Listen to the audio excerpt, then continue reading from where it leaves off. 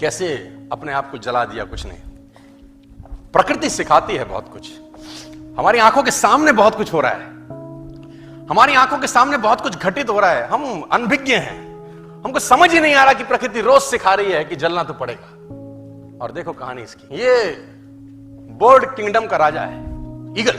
प्रकृति रोज सिखाती है कि if you want to become eagle तो आपको जलना पड़ेगा। 70 साल औसतन उम्र होती है, 70 साल ईगल का उम्र होता है सर। लेकिन इसकी कहानी का ट्विस्ट क्या है, और वो ये है कि 40 साल जब ये हो जाता है तो इसकी जो चोंच है ये बेंड हो जाती है, आगे से सॉफ्ट हो जाती है, शिकार नहीं कर पाता।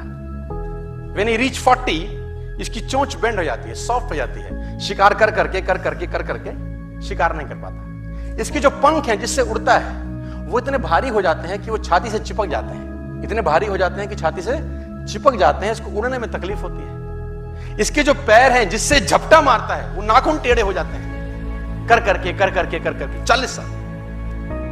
अब इसके पास चॉइस है कि 40 साल के बाद मर जाए, क्योंकि उड़ सकता नहीं है, शिकार कर नहीं सकता, पंख भारी हो गए, उड़ना दिक्कत, शिकार पकड़ नहीं सकता क्योंकि पैर के नाखून खराब हो गए, और पकड़ भी ले तो चोंच से उसको मार नहीं सकता। अब इसके पास चॉइस है 40 साल में क्या वो मर जाए। लेकिन मैं आपको बताना चाहूंगा, प्रकृति सिखाती है कि ईगल ऐसा नहीं करता। 40 साल की उम्र में ईगल अपने एरिया की सबसे ऊंची चोटी पर चला जाता है और जो चोंच है उसको सामने वाले पत्थर पे मारना चालू करता है। जब चोंच पत्थर पे मारी जाती है तो पीड़ा होती होगी, और वो पीड़ा सहता है, मार मार के पत्थर पे मार के खून निकलता है, लहूलुहान हो जाता है, दर्द से मर रहा होता है, लेकिन मारता रहता है और चोंच को तोड़ देता है। इसलिए तोड़ता है कि प्रकृति नहीं देगी, लेकिन वो जो तोड़ने का प्रोसेस है वो पीड़ादायक है। सेम कहानी है, जो पैर के नाखून रहते हैं उसको रगड़ता है शिला के ऊपर, रगड़ के तोड़ देता है उसको। कितना पेनफुल रहता होगा।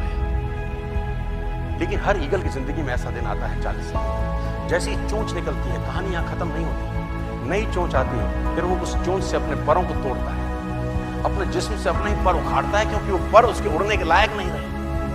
भयंकर पीड़ा होती होगी, भयंकर। लेकिन इस प्रोसेस से हर ईगल गुजरता है अपनी जिंदगी में से।